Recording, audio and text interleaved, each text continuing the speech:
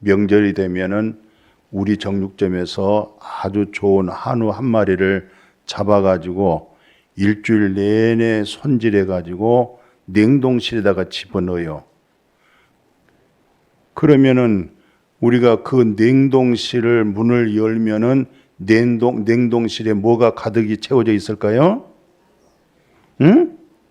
그렇습니다. 맛있는 한우가 우리 정육점에 가득 채워져 있어요. 무슨 말씀을 하려고 하냐면 그 말씀을 쉽게 알아들어서 이 성경은요, 하나님의 말씀이라고 그래요. 근데 그 하나님이 성육신 하신 분이 예수 그리스도예요.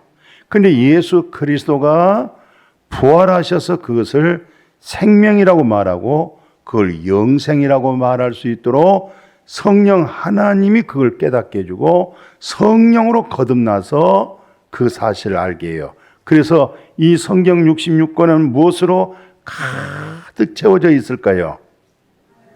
생명의 말씀으로 가득 채워져 있어요. 할렐루야. 그러니까 이 성경 속에서 생명의 말씀을 듣지 못하고 생명의 소리를 듣지 못하고 그 생명이 예수님이 그랬잖아요. 내가 이 세상에 오신 목적은 생명을 주고 그 생명을 풍성하게 해주겠다고 그랬어요. 맞아요. 정말 맞아요. 그러면 생명 얻은 자가 오늘 예배 드릴 때에 하나님은 영이고 진리잖아요. 그죠? 영과 진리로 예배 드리라 할 때는 생명이 풍성해지면 이 세상에서 우겨쌈 당하고 답답한 일 당하고 근심 걱정이 많고 전쟁에 위험이 있고 불안하고 전부 사람들의 갈등 속에 이렇게 혼란해진 때에 대지하신 그 생명으로 진리로 자유함을 얻고 이 세상에서도 여전히 하나님의 나라 상속에서 받고 살게 되어질 줄로 믿습니다. 한 달의 마지막 주를 올로 목사님 설교가 그렇게 정해져 있다고 해서 확인해봐라.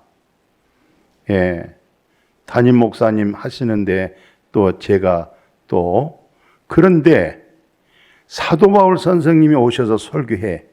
사도 요한이 오셔서 설교해. 내가 와서 설교해. 담임 목사가 설교해. 누가 설교해도 미국 사람이 와서 설교해. 중국 사람이 설교해. 그리스도 안에 생명 있는 사람들은 똑같은 동일한 말을 해요. 많은 지식과 과학적으로, 의학적으로, 사회적으로 모든 종교를 동원해서 살짝 얘기는 하지만 실상 내면 속에 나타나는 것은 말씀 속에 나타나는 것은 생명의 말씀이 나와야 되는 거예요. 그러니까 사람이 바뀌어도 전혀 흔들림이 없어요. 왜? 통로가 하나이기 때문에. 왜? 하나님이 한 분이요, 그리스도가 한 분이요, 말씀이 한 분이요, 진리가 하나이기 때문에. 그러나 그 다른 진리를 전하고 하나님과 예수와 성령을 가지고 얘기하면서도 생명의 냄새가 풍기지 않고 다른 어떤 교리적이고 율법적이고 신앙 종교적인 얘기를 하게 되면 거기서 분리가 되는 거예요. 물과 기름은 기름 속에 물을 넣어도 기름은 기름이고 물은 물이에요. 아무리 젓가락 가지고 휘어져도 혼합이 안 돼요. 자, 오늘은 짧은 시간을 통해서 성경의 전체적인 핵심된 성경이 이렇게 물줄기가 흘러가고 있기 때문에 나는 그와 같은 믿음이 되어 있는가? 이걸 확인하면서 또 우리 안에 있는 생명이 말씀의 증거를 받으면 그보다도 능력이 없어요. 왜? 여호와는 나의 힘이요, 여호와는 나의 능력이요. 이걸 혼적으로 이성적으로 종교적으로 그렇게 갖지 마시고 말씀이 하나님이시요 생명이 되셔서 힘이 되고 능력이 되고 부족함이 없구나, 그렇게 되어질 수 있기를 주님의 이름으로 축복합니다. 자, 그래서 오늘 이 말씀의 줄기를 태초라고 하는 말씀이 창세기 1장 1절에서 4절이 성경 전체 생명의 물줄기가 흘러가고 있어요. 태초에 하나님 천지 창조했다. 태초라고 한 것을 머리에 딱 기억해 두시고, 태초는 시간 개념이 아니고 존재다. 태초의 존재 하나님이 우주 만물을 창조했다. 2절에 보니까 땅이 밟고 다니는 땅보다도 마음의 땅이 혼돈하고 공허하고 흑암 위에 깊음 위에 있다. 어둠 속에 있다. 사망에 잠겨져 있다. 여기에 3절에 보니까 하나님이 빛이 있으라. 거기다가 빛을 쏘아주는 거예요. 빛이 있었고 이 빛을 일컬어서 낮, 어둠, 이것을 나눴어요. 이것을 첫째 날, 그렇게 히브리어 첫째란 뜻이 뭐냐면, 첫째란 것은 빛 대신 조물주 하나님과 혼돈과 공허와 흑암, 인생이 어디서 와서 어디로 가는지 알 수 없는 내가 빛이 들어옴으로 말미암아 결합이 됐다, 연결됐다, 빛이 어둠 속에 내 마음에 비춰졌다. 이것을 첫째, 그렇게 얘기하는 거예요. 그러니까 이 첫째가 나에게 일생 동안 살면서 첫째 날이 없어. 우주 만물을 창조하신 하나님과 결합, 연결, 하나 되어지는 것, 그날이 없는 사람들은 전부 다 동물, 짐승과 같다. 사람은 아주 존귀하게 창조됐어요. 흙과 생기와 생명이 됐기 때문에, 하나님의 형상으로 창조됐기 때문에 그렇게 존귀하지만은 첫째가 없어. 결합이 없어. 그러면은 동물과 똑같다 그랬어요. 사람은 존귀하지만 깨닫지를 못하면, 생명의 빛을 받지 못하면, 첫째가 없으면 짐승과 같다. 그래서 이 말씀을 끄집어서 사도 요한이 명확하게 신약 시대에 건너와 가지고 좀 더 생명적으로 접근하면서 우리에게 해석을 하고 있어요. 요한복음 1장 1절에서 쭉 내용을 보면 태초란 말이 같이 연결돼요. 여기서는 태초가 뭐가 됐냐면은 말씀이 있었다. 태초는 시간 개념이 아니고 존재로서 말씀이 있었다. 이 말씀이 곧 존재가 하나님이셨다. 하나님이 없이는, 말씀이 없이는, 태초의 존재가 없이는 지어진 것이 하나도 없다. 그런데 여기서 놓쳐서는 안 될 거, 말씀 안에 중요한 것입니다. 생명이 있었다. 그겁니다. 여호와의 말씀은 우리의 발이요 등이로, 아까 찬양 가운데도 있지만은 성경 말씀은 말씀이잖아요. 그러나 중요한 핵심이 뭐냐? 말씀 안에는 생명이 있다.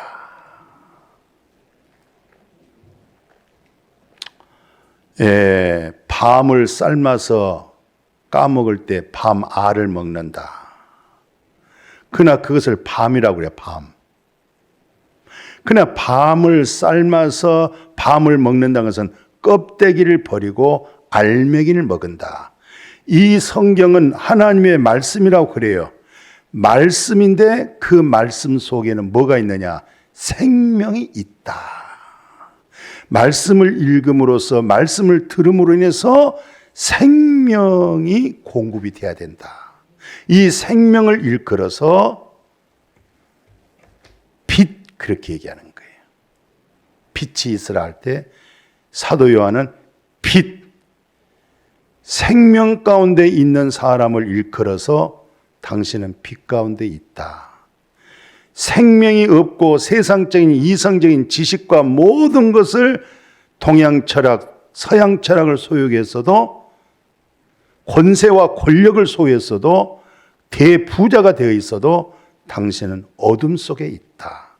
사망 속에 있다. 첫째가 없는 인생을 살고 있었다. 이 말이에요. 그러니까 우리가 이 성경을 말씀을 들을 때 우리는 무엇을 공급받아야 되겠어요? 생명을 공급받는다. 왜? 그 안에는 말씀 안에는 반드시 생명이 있고 말씀 안에는 누굴 가리키냐면은 예수 그리스도의 전능하신 하나님의 생명을 설명하기 위해서 모세 율법이 있었고 모세 오경이 있었고 이스라엘 역사가 있었고 시편이 있었고 잠언서 전도서 모든 게 다 뭐냐? 그 말씀 속에는 역사 얘기를 하려고 한 거 아니고 말씀 속에는 하나님 장차 오실 생명으로 나타나실 그리스도를 말씀해 주고 있다. 이걸 깨달아라. 이것으로 거듭나라. 성경에서 그렇게 증거하고 있죠.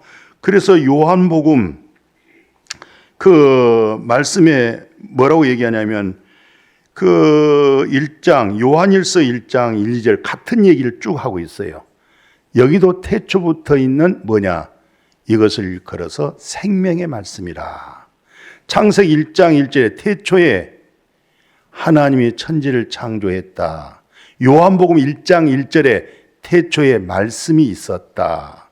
요한일서 1장 1절에 태초에 그것을 생명의 말씀 이렇게 얘기하는 거예요. 생명의 말씀.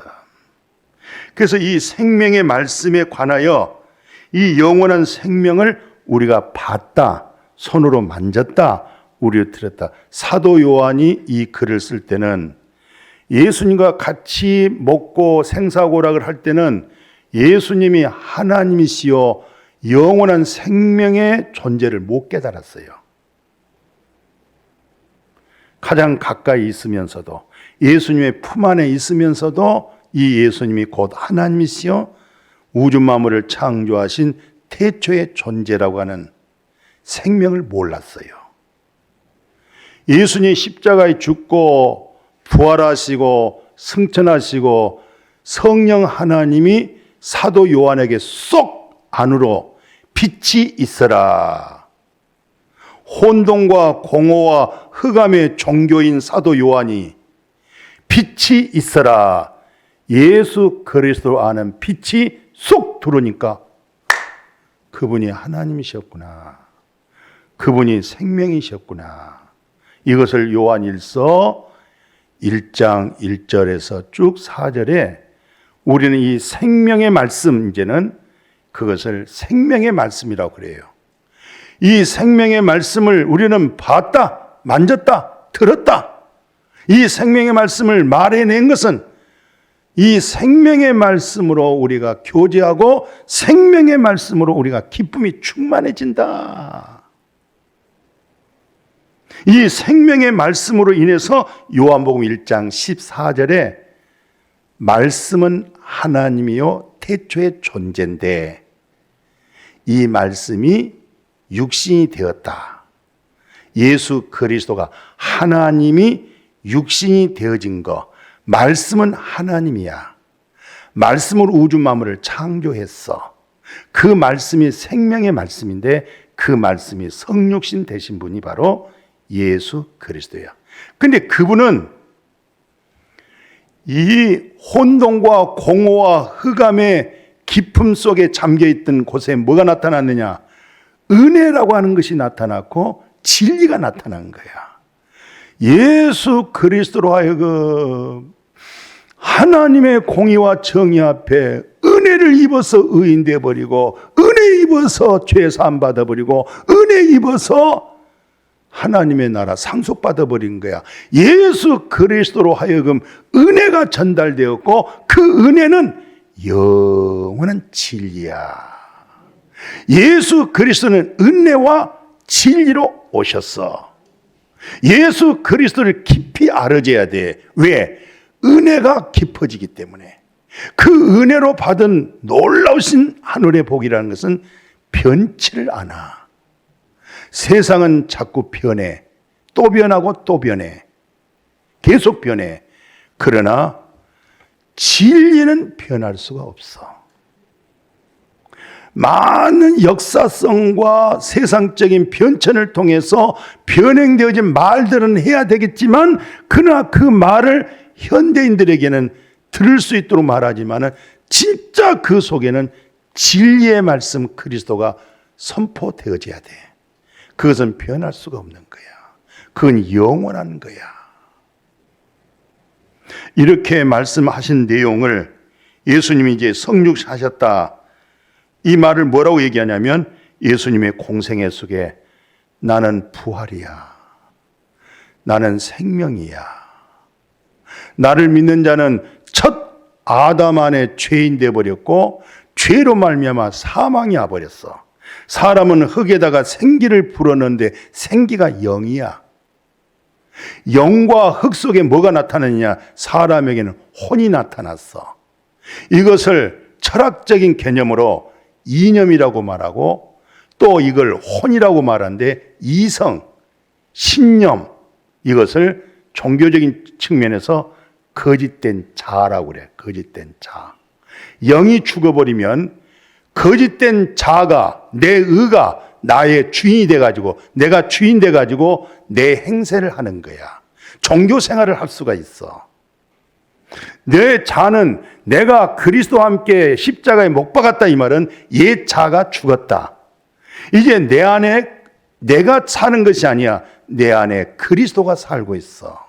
내가 지금 육체 가운데 이렇게 있고 말하고 살고 있지만은, 내가 지금 육체 가운데 있는 것은 나를 사랑하사 나를 위하여서 십자가에 못 박혀 죽으신 예수 그리스도, 그분의 믿음을 가지고 그 믿음 속에서 내가 사는 거야. 그 안에서 살아가고 있는 거야. 이 말씀 들려지기를 주의 이름으로 축복합니다. 예수님이 부활이요 생명이요. 예. 그래서 저는 혹시 종교가 다른 남녀가 만나서 결혼식을 하면 어렵게 생각하지 말아라. 목사가 주례한 거에 대해서 무겁게 생각하지 말아라. 그래서 주례사의 말을 할 때는 절대 성경적인 얘기를 먼저 하지 않고, 공자와 맹자와 그분이 불교기 때문에 석가 얘기를 해줘. 그 가르침이란 것은 부모님을 공경하라고 하는 거야. 그러면 다 안 믿어도 마음을 잘 받아들여. 그 다음에 예수 그리스도는, 왜냐하면 내가 석가도 얘기했고 공자도 얘기했고, 예, 다 얘기했기 때문에 예수도 들쳐야 될 거 아니겠어요? 그분은 부활이야, 생명이야. 믿으면 죽은 자가 살고, 살아서 믿으면 안 죽어. 길이요 진리요 생명이야. 이분도 그 얘기 다 했어. 이 얘기를 탁 던져주는 거예요. 복음 던져주는 거예요. 생명을 던져주는 거예요. 그래서 같이 융화를 시켜주는 거예요. 들을 게 있는 자만 들어. 들을 수 있는 귀가 없으면 못 알아들어. 그래서 더 반복적으로 부모님을 공경해야 된다. 부처님의 가르침이다. 기독교는 더 초월하는 거예요. 더 넘어서는 거예요. 그렇게 해서 어떤 상황에도 우리는 생명의 복음을 전해야 될 줄로 믿습니다. 자, 그래서 이 요한복음 이 말씀을 가지고 거듭나는 것에 대한 갈등이 있어요. 어떻게 하면 거듭나지? 그래서 거듭나기 위해서 금식기도 하고, 거듭나기 위해서 산기도 하고, 거듭나기 위해서 몸부림치기 해요. 나도 그 사실을 몰랐을 때는 갈등이 있어서 목회를 접으려고 했어요. 10년 목회하고 접으려고 하다가 거듭나고 나서 깨달아졌어요. 아, 바로 이거였구나. 베드로전서 1장 3절 4절에 보니까 예수 그리스도가 부활하심으로, 부활이라고 하는 것은 육신에 속한 생명이 아니에요. 태초의 생명의 말씀에서 나타난 거예요. 사람에게 나타난 거예요. 공자, 맹자, 석가가 아름답고 좋은 얘기는 지상에서 살아가는 삶의 공덕은 있었지만 부활이 없었어요. 생명이 없었어요. 영생이 없었어요.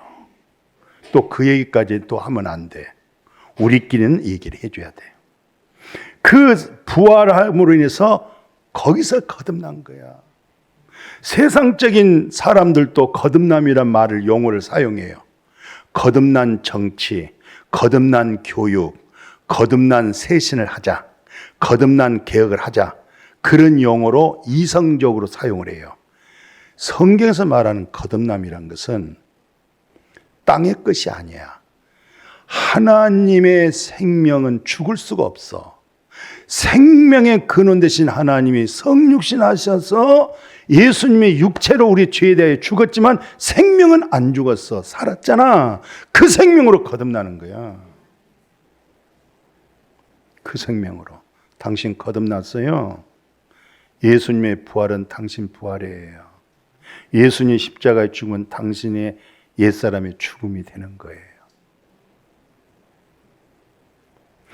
이 거듭난 생명은 썩지 않고 더럽지 않고 쇠하지 않고 이것을 산 소망이라고 그래. 그것을 이 세상 것은 전부 다 썩고 죽고 없어지고 쇠해지고 아웃되는 거예요. 이 육체의 생명은 비오스 생명, 물질로 사는 생명, 돈으로 사는 생명은 없어지는 거예요. 그러나 예수님의 부활로 인해서 그 생명에서 거듭나게 되면 그 생명은 썩지 않고 더럽지 않고 쇠지 않고 영원한 영광의 주의 나라의 소망이 될 줄로 믿습니다. 그렇게 설명을 잘 해놨어요. 말씀대로 믿어지기를 주의 이름으로 축복합니다. 이것을 좀 한 걸음 더 나가 구체적으로 얘기해요. 거듭남에 대해서 의문이 많기 때문에. 베드로전서 1장 23절에서 25절의 내용을 훑어보면 너희가 거듭났다고 하는 것은 썩어질 씨로 된 거 아니야. 세상 유행으로 된 거 아니야. 너희가 거듭난 것은 태초의 존재, 태초의 말씀, 태초의 생명의 말씀, 그 말씀에서 거듭난 거, 그것을 복음이라고 그래. 아멘. 이 세상에 진정한 사랑이 뭘까? 우리 아빠 사랑이 많아. 우리 엄마 사랑이 없네. 할머니, 할아버지가 사랑이 많아. 우리 목사님 사랑이 아주 많네. 우리 목사님 사랑이 없네. 사랑이 뭔데? 사랑을 알겠어? 공자, 맹자, 석가, 소크라테스 모든 이 지상에서 세상을 좀 더 아름답게 더 행복하게 살 수 있는 말들은 많아. 성경에서 말하고 있는 사랑이라고 하는 것은 아가파오 사랑인데 절대적 사랑이야. 사람은 전부 부모고 자식이고 어느 누구도 이 세상은 다 상대적 사랑이야. 당신이 좋게 해주면 나도 좋게 해줘. 속담도 있어. 웃물이 맑으면 아랫물도 맑아. 이것은 세상적인 용어, 세상적인 사랑 얘기를 하고 있는 거예요. 여기서 사도 베드로가 베드로전서 1장 22절에서 사랑 얘기를 꺼내는데 이 사랑이 어떤 사랑이냐? 그래, 네가 진리가 순종이 되어졌구나. 결합이 되었구나. 거듭났구나. 네 영혼이 깨끗해졌구나. 내 영혼이 깨끗해질 때에 거기서 순수하고 순전한 마음, 거짓 없는 마음, 종교성에 다듬어져 있는 인격이 아니야. 단순하고 진실한 거야.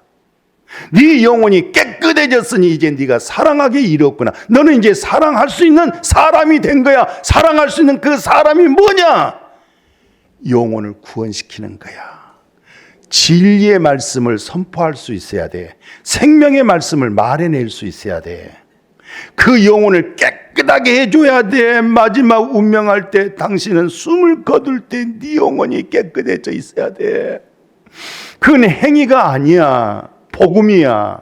은혜와 진리야. 그것을 체험해야 돼. 그것을 말해주는 거, 그 복음을 줄 수 있는 거, 그것을 일컬어 당신은 참 사랑하고 있구나. 사랑을 알고 있구나. 사랑을 선포하고 있구나. 그렇게 들려지기를 축복합니다. 이 말씀 알아지기를 축복합니다. 그 사실이 안 될 때는 당신은 아직 세상적인 윤리적인 인간적인 도리의 사랑을 말하고 있어. 그 개념을 쓰고 있어. 우리는 그리스도인들이에요. 우리는 거듭난 사람들이에요. 하나님의 사랑에 빚지고 있는 사람들이에요. 그래서 오늘 요한복음 20장 예수님이 떠나면서 그리고 오셨어요. 예수님이 해야 할 일을 사도들이 해야 돼. 예수님이 해야 할 일을 사도들이 해야 되고 우리가 해야 되는데, 우리가 하나님 일을 할 수 있는 게 뭐냐? 성령 받아라. 흙에다가 생기를 불어넣듯이 이 숨을 내쉬는 성령을 받아라. 예수 그리스도의 이름으로 성령을 받게 돼 있어요. 다른 이름으로 믿는 건 전부 다 거짓이에요. 가짜예요. 예수의 이름으로 죄 사함이 확 이루어지면서 진리의 성령이 임해버리는 것, 그것을 생명 얻는 회개라.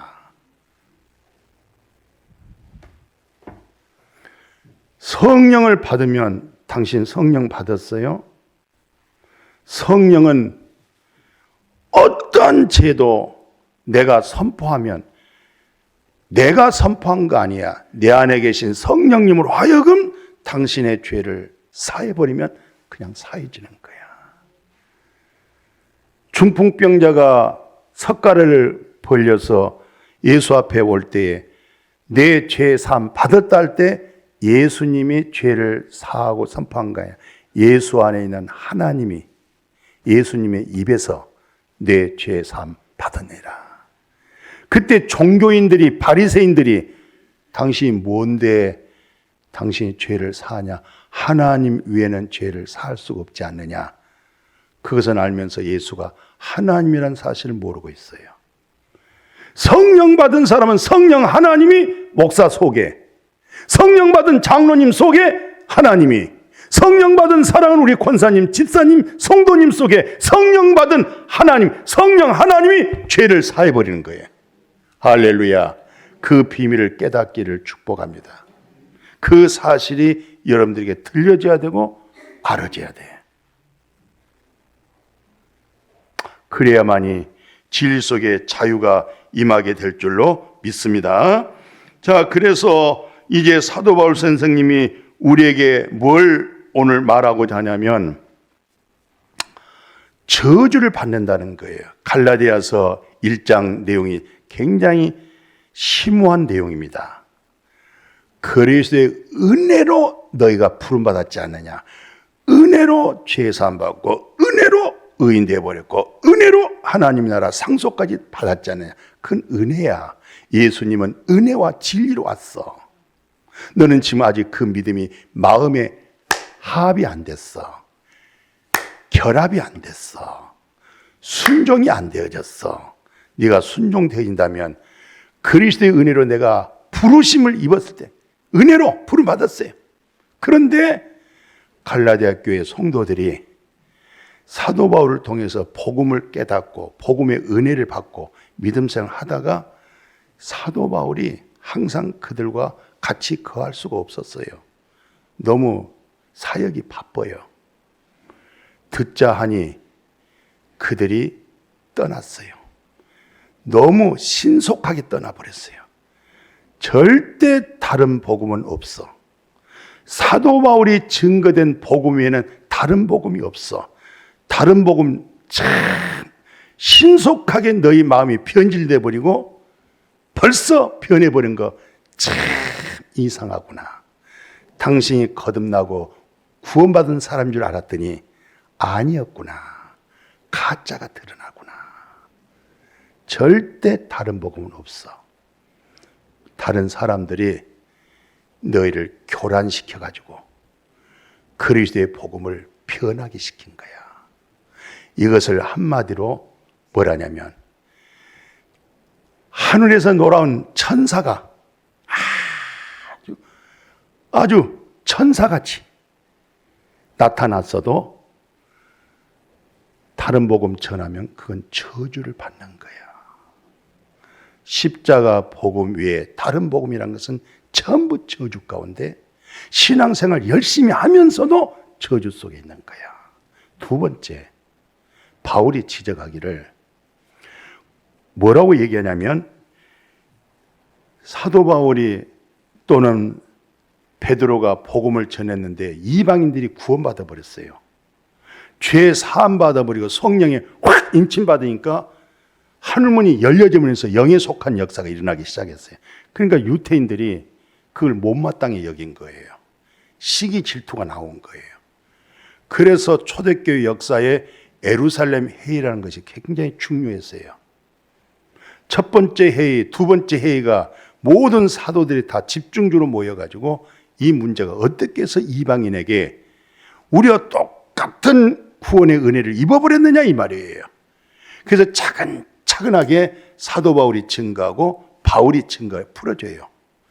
그렇게 듣고도 오늘 사도행전 15장 3절에 보니까 예수 잘 믿고 하나님 잘 믿는 바리새인 중에서 그러면 그들에게 할례를 행하게 하고 하나님의 말씀, 모세의 말씀은 하나님의 말씀이니까 그 말씀을 다 지키게 하자. 이것이 바로 저주 아래 있는 거예요. 그럴듯하지만은 이건 가짜야. 두 번째는 왜 저주를 받냐면 예수 그리스도가 죽고 부활하지 아니하면 여전히 우리는 죄 가운데 현재 있고 현재 죽음 속에 있는 거예요. 예수 그리스도가 부활이 없으면 우리 믿음이 다 허탕이야. 속고 있는 거예요, 지금. 예수의 부활 때문에 새 생명이 왔고 부활 때문에 의인 되어버렸고 부활 때문에 천국 가게 돼 있어요. 이 예수의 부활의 증거가 안 나타나면 어떤 믿음이 오느냐? 거기다 신앙생활이 이생의 믿음을 갖는 거예요. 여호와 하나님 예수 신앙생활 기도에 쇠갑받도록 기도하면서 전부 다 기복적인 거야.